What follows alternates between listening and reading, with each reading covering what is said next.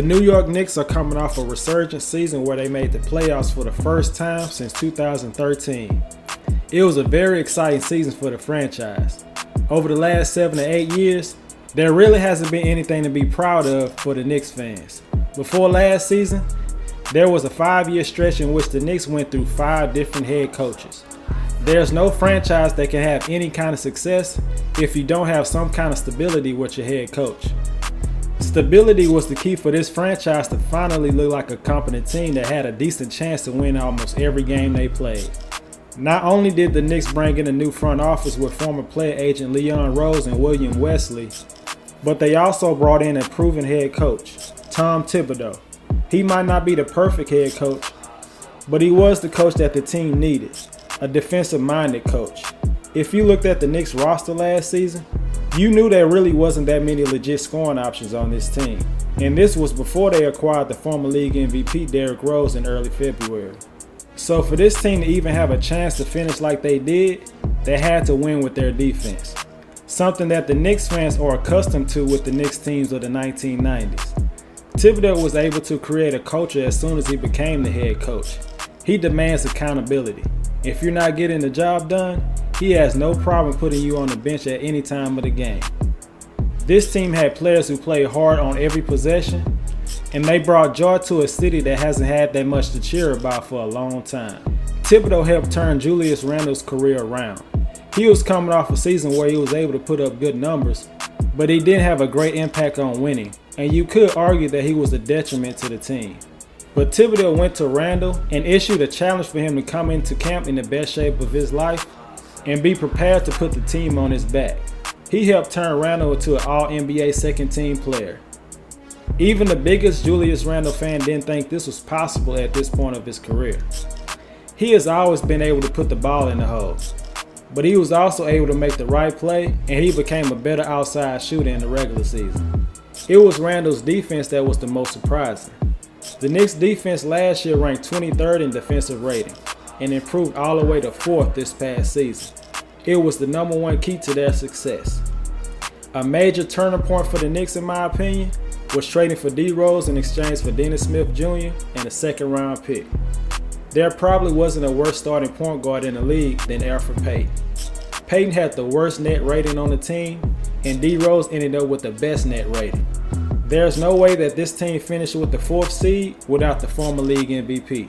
He instantly became one of the team's biggest offensive threats, and they needed his scoring badly. Unfortunately, in the playoffs, they had to rely on him too much, and he became the #1 option on offense for the Knicks. That's not a recipe for success to have to play DRose 30 minutes a game at this stage of his career after multiple knee surgeries. Randle and RJ Barrett played their worst when their best was needed. It was their first time in the playoffs, but it was also the first time for a lot of players on the Hawks, a team that dominated them in 5 games. Neither RJ Barrett nor Randle looked like they were ready for the moment. Barrett shot 39% from the field and 29% from 3, and Randle was even worse by shooting 30% from the field. I believe that the Hawks was the most talented team before the series started, but I didn't know that the Knicks were going to look so overmatched. They needed to make some changes to be able to maintain their status in the Eastern Conference. If they would have kept the same team from last year, they could have struggled to make the playoffs. They needed more offensive weapons badly. I believe everyone would agree that the Knicks overpaid for guard Evan Fournier when they signed him to a 4-year, $78 million contract. I know most Knicks fans were a little underwhelmed with the addition, especially when other teams in the Eastern Conference made bigger moves. But Fournier will help where the Knicks need it the most. He can handle the rock, he's a 3-level scorer, and a good playmaker on the wing that should instantly boost their offense from last season. Fournier averaged 17 points per game while shooting 45% from the field and 41% from 3. You're not looking for Fournier to take over games for the most part. You just need him to help get the Knicks out of those scoring droughts that can lead to a lot of losses. This move alone wasn't enough to feel good about. If the Knicks wanted to have a chance at finishing with home court advantage in the first round next season, something else needed to happen. Luckily, the Oklahoma City Thunder decided to buy out the rest of Kemba Walker's contract, and that move opened up the opportunity for Kemba to play for his hometown squad. Madison Square Garden is the place that made him a legend during the Big East tournament almost 10 years ago. I believe this move put the Knicks in a decent position to compete with the best teams in the Eastern Conference, an Eastern Conference that has gotten better and better every year. The Knicks signed Kemba Walker to a 2-year, $18 million contract, which is an absolute bargain for a player of his caliber. But the number one thing about Kemba is, can he stay healthy? He has dealt with knee issues since the start of 2020. He started last season late after undergoing a 12-week strengthening program in the offseason and did not play in back-to-backs. Kemba's inconsistency put the Boston Celtics in a bind, and that was one of many reasons that led to them having a disappointing season. Hopefully his knee injury is behind him, and he can get back to playing like he did in his first season with the Celtics. The Knicks will be looking for steady improvement from their 2 first-round picks from 2020, Obi Toppin and Emmanuel Quickley. Getting that first year under your belt as a rookie is crucial. Quickley was much more consistent than Toppin was. Tom Thibodeau usually doesn't play rookies that much, but Quickley showed very early that he can be a consistent contributor on both ends of the court. He's a gifted scorer, and he models his game after Lou Williams. Toppin only played 11 minutes per game in his rookie year, and he really didn't make the impact you would expect from a top 10 pick. But he did have an encouraging playoffs against the Hawks. You could say him and DRose were really the only bright spots for the Knicks in the whole series. In just about 14 minutes a game in the playoffs, Toppin gave you nearly 8 points per game, shooting 58% from the field and 37% from 3. With his great play in Summer League this year, Toppin should be in line for a much better sophomore season than his rookie season. A lot of the veterans that Tom Thibodeau relied on the most last season are back with the team. DRose, Alec Burks, Nerlens Noel, and Taj Gibson came into the offseason as free agents, and the Knicks let it be known early they wanted them back. Tom Thibodeau is a win-now type of coach, and he knows you can't win in this league with a team full of young players.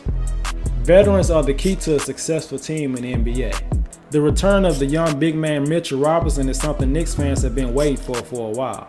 He suffered a fractured foot in the game against the Milwaukee Bucks, and he's been out ever since. Through his first 3 seasons, Robinson has a history of injuries that has kept him out a good amount of time. He has only appeared in just 70% of possible games since his career started in 2018. When he's on the court, he can be a defensive menace. He's averaged over 2 blocks per game in his career, and he's always been one of the best defensive players on the team. But he has to stay healthy for Thibodeau to put him in the starting lineup and stay there. Last year's team had a special season, and it was very unexpected. There's a sense that this can be the start of something sustainable for the next 4 or 5 years with head coach Tom Thibodeau and the additions in the front office.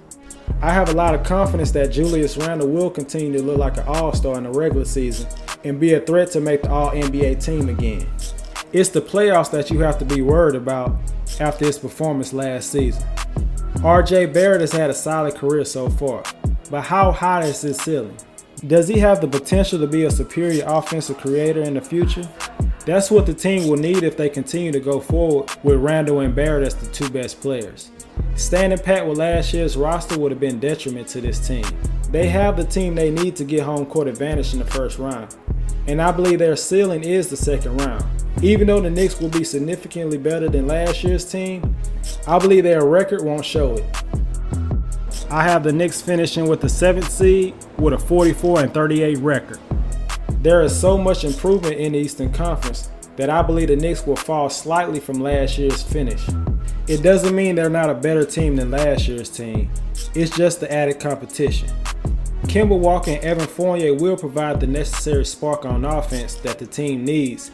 And now Barrett and Randle won't have the same pressure to try to carry the team in the regular season and in the playoffs.